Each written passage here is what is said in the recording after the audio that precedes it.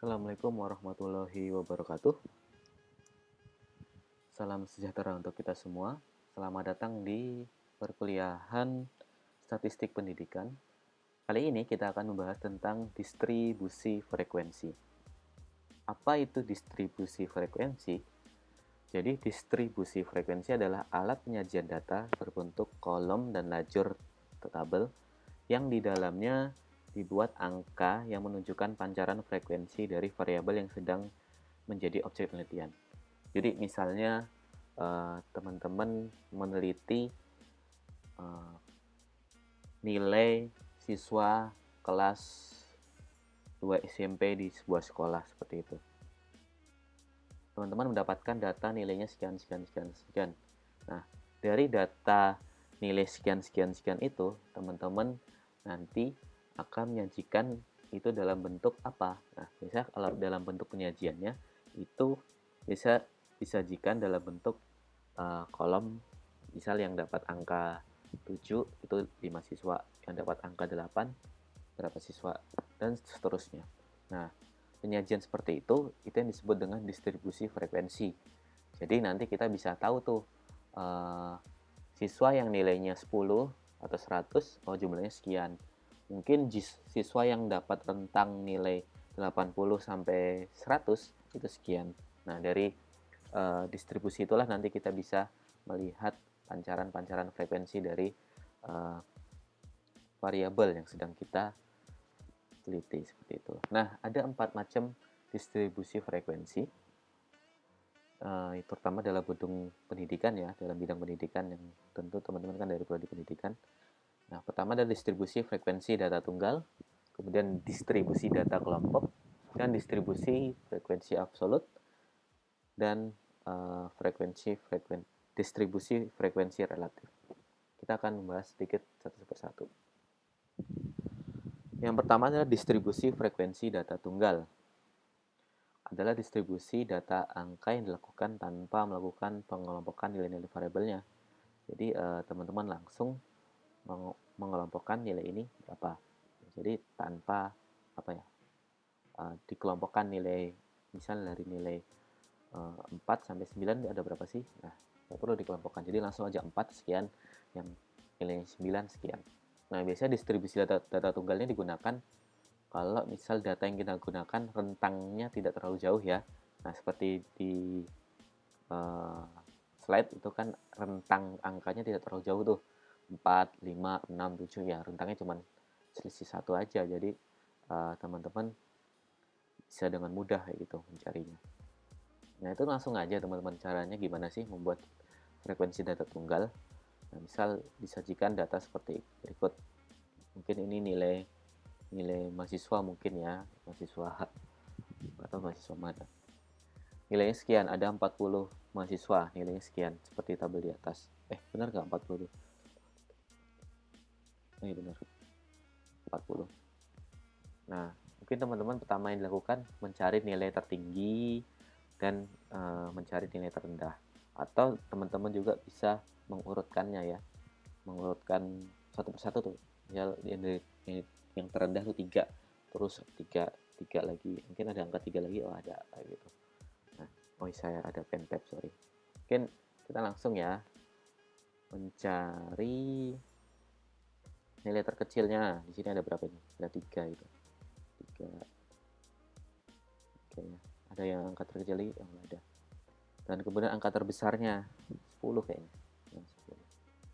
Jadi kita buat rentang skor tertinggi dan skor terendahnya. 10 tertinggi dan yang paling rendah yaitu 3.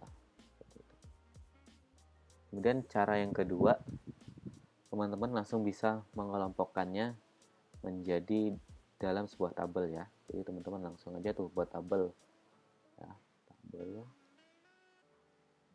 Mungkin yang pertama tadi nilainya berapa, kemudian teman-teman juga bisa diurutkan. Tapi kalau misal teman-teman agak ribet mengurutkannya, itu bisa menggunakan jari-jari itu ya, atau ya kalau teman-teman pesan makan kan, kalau teman rame-rame gitu, yang pesan nasi kuning berapa ya nih, mesen pakai ikan berapa, ayam berapa. Itu mudah tuh pakai jari-jari. Atau misal ada pemilu, ada pemilihan pilkada gitu kan, enak pakai jari-jari. Langsung aja tuh 10. Yang ke 10 ada berapa? Zero, ada 2, 9, 8 ya, 7, 6, 5 sekian kayak gitu. Yang ke 9 ada berapa tuh?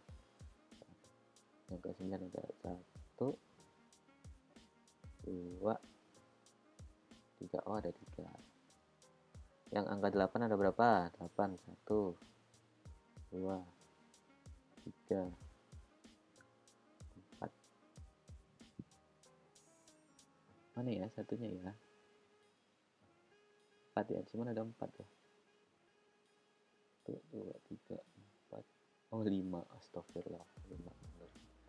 2, 3, 4, 5. Kadang kalau orang nulis, sorry, dasarnya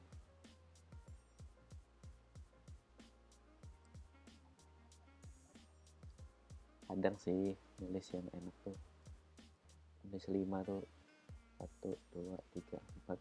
Nah, jadi kan penanda ada 5. Dan seterusnya, teman-teman bisa mencobanya nanti. Nah, itu sedikit memudahkan ketimbang teman-teman harus mengurutkan data 3, kita ada berapa 3, kemudian yang 4 berapa gitu diurutkan ada berapa, itu mungkin agak makan waktu lebih lama ya. Nah, kalau dengan metode jari pels seperti ini bisa lebih mudah. Nah, kemudian teman-teman setelah menulis jari-jari ini, teman-teman bisa langsung mengkonversinya dalam bentuk angka gitu. Oh, ini 2, ini 3, ini berapa? 4, 6, 10, 6, 5, 3, dan seterusnya. Jadi nanti teman-teman akan mendapatkan angka yang berbentuk di tabel. Nah, untuk memastikan udah benar atau belum, kadang teman-teman silakan aja dijumlahkan tuh. Ini dijumlahkan, hasilnya berapa. Nah, itu biasa kan kalau di contoh soal tadi, ini 40 ya, tadi nilai dari 40 siswa. Ini kan ada 40 nih. Nah, oh ternyata setelah dijumlahkan hasilnya 40.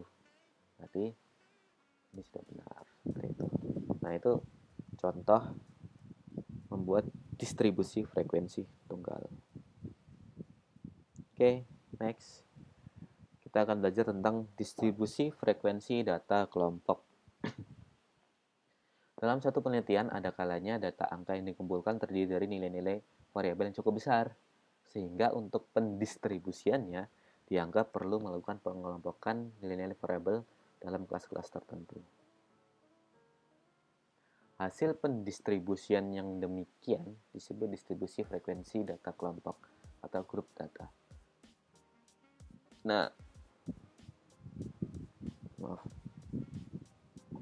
langkah-langkah untuk melakukan distribusi data kelompok adalah sebagai berikut. Misal ya, data hasil belajar siswa sebagaimana terlihat pada tabel berikut. Nah, ini adalah hasil belajar siswa yang kita lihat ternyata nilai-nilainya pakai angka puluhan ya, dan rentangnya agak jauh tuh. Ada yang 30 ke 70. Nah, teman-teman kalau nulis data tunggal kan agak ribet tuh, 32, 33, sekian sampai 70. Nah, mungkin agak kerepotan ya karena banyak. Nah, maka kita bisa menggunakan dengan frekuensi data kelompok. Nah, data kelompok seperti itu. Caranya kayak gimana? Nah, ini adalah tentukan cara-caranya. Yang pertama adalah teman-teman bisa membuat range data terbesar dikurangi data terkecil. Teman-teman cari itu data terbesarnya berapa. Mungkin di tabel ini 89 ya. Dan yang terkecil adalah 30. Maka 89 kurang 30 sama dengan 9. Pertama ya, kita tentukan range-nya dulu. Angka terbesar dan angka terkecil. Carinya ya dengan teliti satu-satu dicek tuh. Mana? Oh, ini kayaknya terkecil nih 32 nih.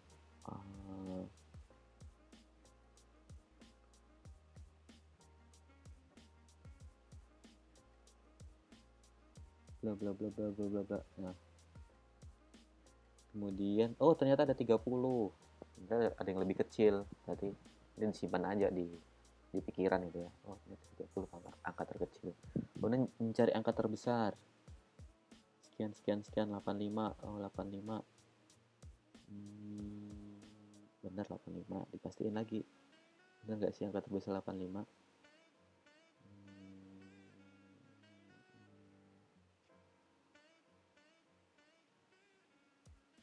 Nah, ini 89-nya mana? Oh, ternyata 89 di sini. Ada angka 89, sorry. Ini ya, angka 89-nya. Ini ada angka yang lebih besar dari 85, yaitu 89, seperti itu. Jadi teman-teman bisa mencari dengan teliti mana angka terbesar mana angka terkecilnya. Kemudian, nah ini ada rumus Sturge ya. Nggak tahu lah bacanya gimana, Sturges atau gimana.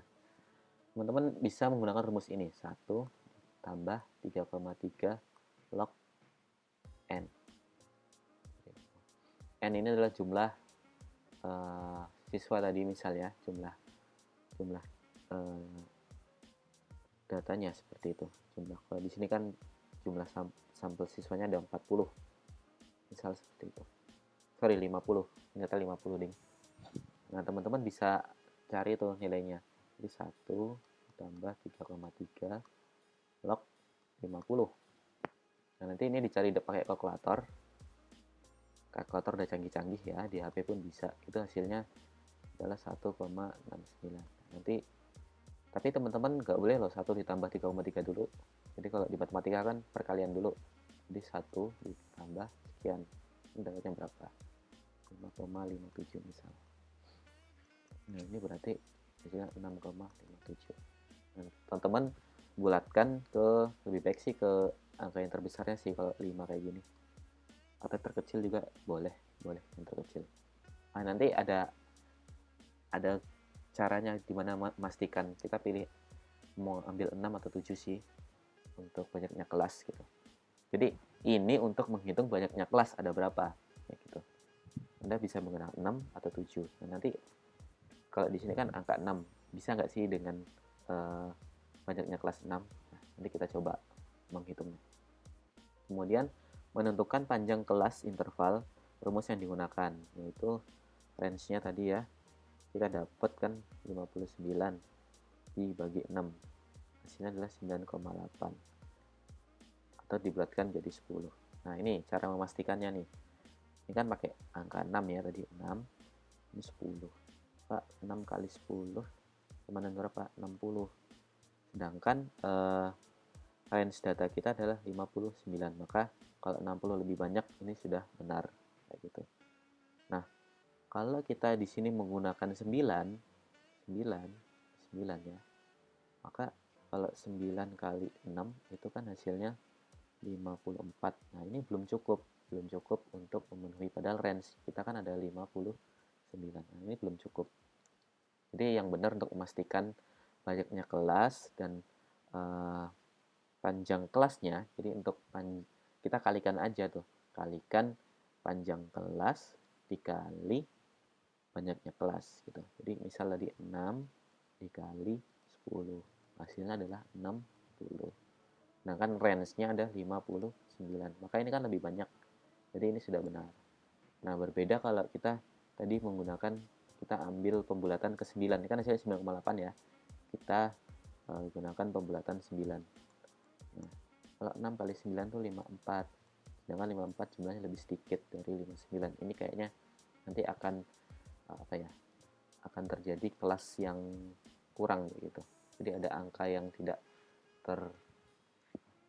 masuk ke dalam rentang kelas. Jadi itu cara untuk memastikan nanti. Kemudian memilih ujung bawah interval pertama. Untuk data ini dapat diambil sama dengan data terkecil ya. Jadi Anda teman-teman tentukan kelas terkecilnya kayak gitu. Kalau tadi kan data terkecil 30. Nah, ini teman-teman bisa menggunakan 30 seperti itu. Kemudian dengan P10 dan kita memulai batas bawah 30, maka distribusinya adalah sebagai berikut. Ini adalah before-nya, ini after. Jadi kan kita ambil rentangnya panjang kelasnya 10 tah. Panjang kelasnya 10. Jadi 30, 31, 32, 33, 34 sampai 39. Nah, ini benar 10. Bukan 30 sampai 40 ya. Ini salah. Karena ini kalau dijumlahkan 11. Sedangkan P-nya adalah 10. Jadi yang dijumlahkan adalah 10. Jadi yang benar adalah 30 sampai 39. Ini benar 10. Nah, nanti teman-teman tinggal cari aja angka yang mulai dari 30 sampai 39 ada berapa. Di sini kan ada 8. Dicari aja tuh. Misal di sini. Oh, 33, 1, 2, lagi 3, 4, 5, 6, 7. Ada lagi. Mungkin ada yang kelewatan, teman-teman bisa bantu. Ada 30, sorry. Jadi jumlahnya ada 8. Dan seterusnya, teman-teman bisa mencarinya dengan lebih teliti. Nanti hasil akhirnya adalah seperti ini. Ini disebut dengan distribusi data kelompok. Oke, next, distribusi frekuensi absolut. Ini nggak beda jauh sih sama data kelompok. Artinya ada berapa, jumlahnya ada berapa. Jadi kayaknya nggak terlalu beda jauh. Kemudian distribusi frekuensi relatif. Nah, ini diwujudkan dalam bentuk frekuensi relatif atau persentase. Ya, misal tadi jumlahnya 8. Di angka 30 sampai 39 jumlahnya ada 8. Maka frekuensi relatifnya berapa? Nah, itu teman-teman bisa menghitungnya, yaitu misal 8 ya. 8 per 50 dikali 100. Ini ada 16%. Dan selanjutnya 9 per 50 kali 100. Hasilnya 18. 4 per 50 kali 100. 4 itu 100, 400, jadi 8. Dan seterusnya. Teman-teman bisa menggunakan persentase relatif. Oke. Next, kita akan latihan soal. Saya ngecas laptop dulu. Nah, misal di sebuah soal ditunjukkan nilai statistik dari 65 mahasiswa adalah sebagai berikut. Teman bisa melihat ya tabel di depan. 30, 25, sekian. Nah, ini adalah cara mungkin agak lebih lama ya, mengurutkan dari data terkecil sampai data besar. Tapi kalau mau melakukan juga nggak apa-apa. Atau tadi menggunakan metode Thales jari-jari ya, itu juga bisa diurutkan tuh dari angka terkecil sampai angka yang terbesar. Itu langkah pertama. Kemudian langkah kedua tadi ya, menghitung range atau jarak. Atau angka terkecilnya ini 25, angka terbesarnya 94, maka range-nya adalah 94 kurang 25. Hasilnya adalah 69. Nah, kemudian menghitung jumlah kelas. Menghitung jumlah kelasnya ada berapa sih?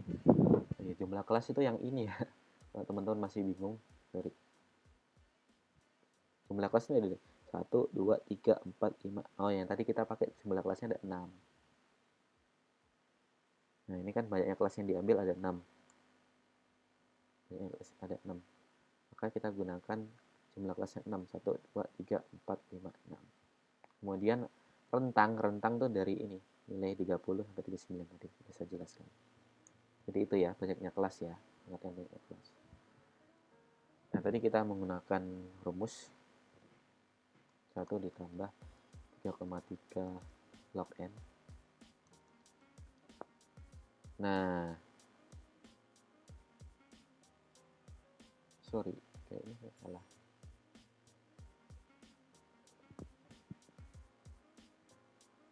Tambah ya. Oke, lanjut. Anda bisa menggunakan kalkulator untuk menghitungnya. 1 tambah 3,3 log. Ini sambil teman-teman mencoba ya. Sorry sebelumnya. Silakan teman-teman sambil mencoba di rumah. Silakan siapkan kertas, siapkan kalkulator juga dan mencobanya. Mohon maaf, ini tadi harusnya di awal saya menyampaikannya. Tapi sudah terlanjur nggak apa-apa. Jadi teman-teman bisa mengambil kertas, mengambil kalkulator dan kita coba sama-sama seperti itu. Kemudian jumlah mahasiswa tadi ada berapa di soal disebutkan? Ada 65, benar nggak? Ini ada 65 ya, ada 65 orang mahasiswa. 65. Karena ini 1 ditambah 3,3 1,819. Maka hasilnya 8, Anda bisa buatkan ke 7. Nanti kita pastikan ya apakah jumlah kelasnya udah benar, rentang kelasnya udah benar, nanti tinggal dikali. Kemudian rentangnya adalah 69, kita pakai angka 7. Panjang kelas ya. 8, 10. Nah, 10 ini kita pastikan dulu ya udah benar atau belum. 10 dikali 7 itu 70. Nah, ini sudah lebih banyak dari 69 ya. Dari rentangnya 69. Nah, hasilnya ada 70. Jadi ini sudah benar. Pengecualian kalau misal kita menggunakan kan hasilnya 6,98. Oh, teman-teman pengen dibulatkan ke angka 6. Maka udah benar. 6, sedangkan ini teman-teman bulatkan ke 10. Hasilnya 60. Sedangkan rentang kelasnya 69. Ini jauh lebih kecil. Maka lebih salah. Kurang tepat sih, nanti ada angka yang tidak masuk ke dalam kelas kayak gitu. Berarti ini sudah benar. Itu cara untuk memastikan. Kemudian hitung batas ini sama kayak tadi ya. Batas dari angka terkecil kan 25. Angka terkecilnya 25. Sampai berapa? Itu tadi 10. Maka kalau 10 panjang kelasnya 10 berarti sampai 34. Nanti 35 tambah 10 lagi berapa? 44. Terus 45 sampai 54. Sorry, sampai. Dan seterusnya. Nah, seperti itu. Dan inilah. Ini hasil akhirnya. Jadi kita menggunakan 7 kelas ya. Benar nggak 7 kelas? Ya, kita menggunakan 7 kelas. 1, 2, 3, 4, 5, 6, 7. Dan intervalnya adalah 10. Jadi ini adalah 7 kelas. Dan intervalnya 10. Nah, untuk memastikan sudah benar atau belum, frekuensi teman-teman nanti ya, menghitungnya, itu dijumlahkan aja hasilnya 65. Oh, ternyata benar. Di soal tadi kan dibilang ini untuk 65 mahasiswa. Oke, ini sudah benar. Nah, gimana cara dapatkan 6, 8, 10, dan lain-lain? Nah, teman-teman harus menghitungnya dari data yang tadi. Mungkin teman-teman sudah urutkan gitu ya. Di antara 25 sampai 34 ada berapa? Misal 25, 1, 2, 3, 4, 5, 6, 7, 8. Oh, ada 8. 6 dan seterusnya. 1, 2, 3, 4, 5, 6, 7. Sorry, ada 6 aja. Kan sampai 34. Ini salah. Dan seterusnya. Nah, ini contoh soal yang nanti teman-teman bisa lakukan. Nah, ini adalah tugas buat teman-teman. Jadi nanti teman-teman nggak perlu resume juga nggak perlu tapi langsung kumpulkan tugas ini bisa. Nah, untuk mengumpulkan tugas ini teman-teman harus tahu caranya. Gimana tahu caranya ya tadi harus melihat bagaimana kita mencari jawabannya tadi ya. Nah, ini teman-teman nanti kumpulkan di link absen. Hasil akhirnya seperti apa? Mungkin teman-teman tulis di catatan juga boleh. Tulis di laptop atau di Word atau di PDF kan juga boleh, terserah teman-teman. Kalau di kertas ya nanti difoto kemudian diupload. Ada soal seperti ini, nilai ujian statistika 70 orang mahasiswa adalah sebagai berikut. Buatlah distribusi frekuensi dari data di atas. Tentu nanti teman-teman menggunakan distribusi data kelompok ya. Nah, ini nanti teman-teman silakan jawabannya, cara teman-teman mencari jawabannya juga tahap-tahap step by stepnya teman-teman kumpulkan di link absen yang sudah tersedia di bawah kolom deskripsi. Nah, mungkin itu saja pertemuan kita kali ini. Jika ada pertanyaan, silakan teman-teman sampaikan di grup, bisa, atau di kolom komentar di bawah ini juga bisa. Gitu. Kurang lebihnya kami mohon maaf. Wassalamualaikum warahmatullahi wabarakatuh.